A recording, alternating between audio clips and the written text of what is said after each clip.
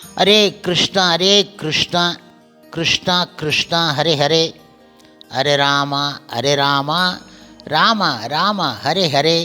குட்டி கதைகள் 462. இங்கு பிருது மகாராஜரின் கதை காண்போம்.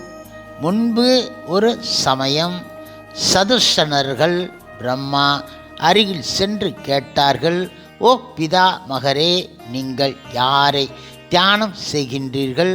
இந்த விஷயங்களை எங்களிடம் கூறுங்கள் என்றார்கள். அப்பொழுது பிரம்மா கூறினார், என்னுடைய இஷ்ட தெய்வமான ஸ்ரீ பகவான் விஷ்ணுவை தியானம் செய்கின்றேன் என்றார் அவர். நீங்களும் அவரை விஷ்ணுவை தியானம் செய்யுங்கள் என்றார். இதனை கேட்ட சனாகதி நால்வரின் உள்ளத்திலும் தெய்வீக சாந்த பாவம் ரசமாக மாறியது. சுத்த பக்தர்களின் ஹிருதயம் போல் பகவத் கிருபா கடாட்சம் பெற்று பகவான் கிருஷ்ணனின் திருநாமம் பற்றி விசாரம் செய்து ஆனந்த அனுபவ நிலையில் திளைத்து இருந்தார்கள். பகவான் கிருஷ்ணரின் கணக்கில்லாத அவதாரங்களுக்குள்ளே இந்த சதுஷ்ணர்கள் ஒரு வகையான அவதாரமாகும். அவர்கள் மட்டுமே தெளிவான சித்தத்துடன் பஜன் நாம ஆனந்தத்தில் மூழ்கி இருக்கின்றார்கள். பழைய காலத்தில் இருந்து 4 வைஷ்ணவ சம்பிரதாயம் இந்த உலகத்தில் நடைமுறையில் இருக்கின்றன. பிரம்மா, ஸ்ரீ, சனக், மேலும் ருத்ரா. பிரம்மா என்ற பிரம்மா, ஸ்ரீ என்ற லக்ஷ்மி, சனக் என்ற சதுசனர்கள், மேலும் ருத்ர என்ற சிவபெருமான். அவர்கள் கையில் பிற்காலத்தில் ஸ்ரீ மத்வாச்சாரியர், ஸ்ரீ ராமானுஜர், ஸ்ரீ விஷ்ணு சுவாமி, மேலும் நிம்பார்க்கர் போன்ற இந்த 4 வைஷ்ணவ சம்பிரதாய ஆச்சாரியர்கள் தங்களின் சுய சித்தாந்த பிரச்சாரம் செய்தார்கள். இப்பொழுது பிருது மகாராஜ் பகவானின் சக்தி அவதாரம் ஆகும். ரிஷிகள் முனிவர்கள் கிருபையினால் உலகம் முழுவதற்கும் பிருது மகாராஜன் தலைவன் ஆயினார். அந்த சமயத்தில் புனித நீரான சரஸ்வதி நதியின் கரையில் ஒரு விசாலமான யாகம் நிர்மாணம் செய்தான். அந்த யாகத்திற்கு முனிவர்கள், ரிஷிகள், சாதுக்கள், பிரம்மாதி தேவர்களும் வந்து இருந்தார்கள். இப்பொழுது தேவராஜ் இந்திரன் பலவித மாயா மூலம் அவருடைய யாக குதிரை திருடிக்கொண்டு போய்விட்டான். மீண்டும் பிருது மகாராஜ் அந்த யாக குதிரையை இந்திரன் இடமிருந்து போரிட்டு மீட்டு யாகம் சரியாக பூர்த்தி செய்வதற்காக சங்கல்பம் ஏற்றுக்கொண்டார். அதனால் தேவராஜன் இந்திரன் மீது பயங்கரமான குரோதத்துடன் இருந்த பிருது மகாராஜ் இந்திரனுக்கு யாகத்திலே ஆகுதி பிரதானம் செய்ய வேண்டும் என நிச்சயித்தான்.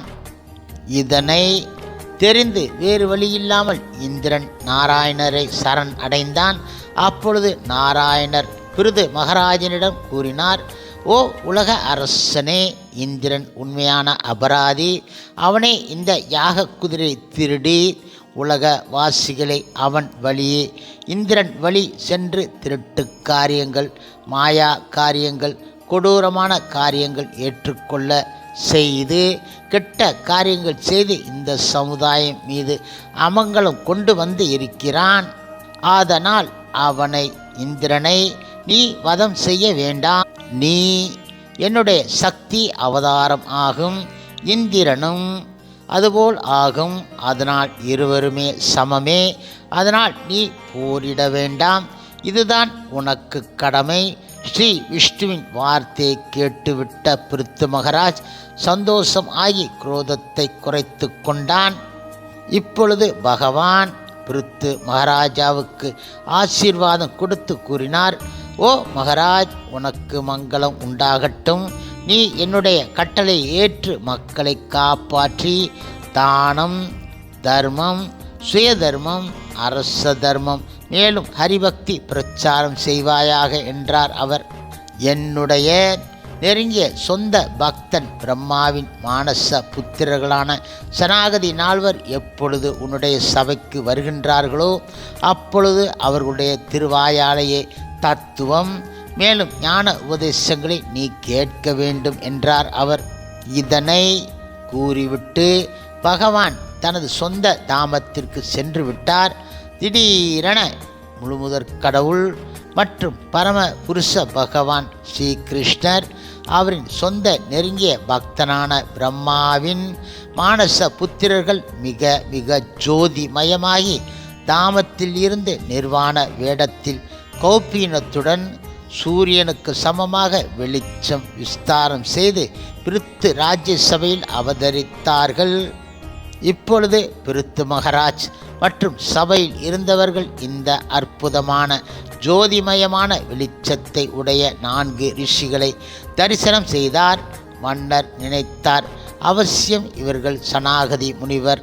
இதை தெரிந்து மிக மிக தாமதிக்காமல் அவர்களுக்கு பிரணாம் செய்து பாதகர்க்கம் மேலும் உபச்சார ஆசனம் கொடுத்து மேலும் பூஜை செய்தார். பிருத்து மகாராஜர் மக்களின் சிறந்த நோக்கம் என்ன, இதை பற்றி சதுசன் அவர்களிடம் கேட்டார். சதுசன் இவர்களுக்குள்ளே சிறந்த ஸ்ரீ சனத்குமாரர் கூறினார், ஓ மகாராஜ், நீங்கள் மக்களின் நண்பன், மேலும் நீ கல்வி கற்றவன். நீங்கள் இப்பொழுது உத்தமமான கேள்வி கேட்டீர்கள்.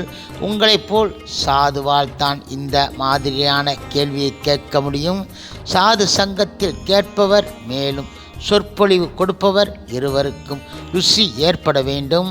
அவர்களுடைய சங்கத்தால் சத் ஆலோசனை மேலும் கேள்வி கேட்டால் எல்லோருக்கும் மங்களம் ஆகும். ராஜன், பகவானின் லீலைகள் சிரவணம் மற்றும் கீர்த்தனம் செய்வாயாக.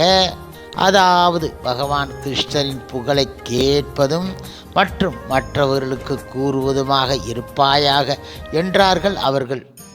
ஹரே கிருஷ்ணா கிருஷ்ணா கிருஷ்ணா ஹரே ஹரே, ஹரே ராமா ராமா ராமா ஹரே ஹரே. ஸ்ரீல பிரபுபாதரின் சேவையில் இஸ்கான் பக்தர்கள்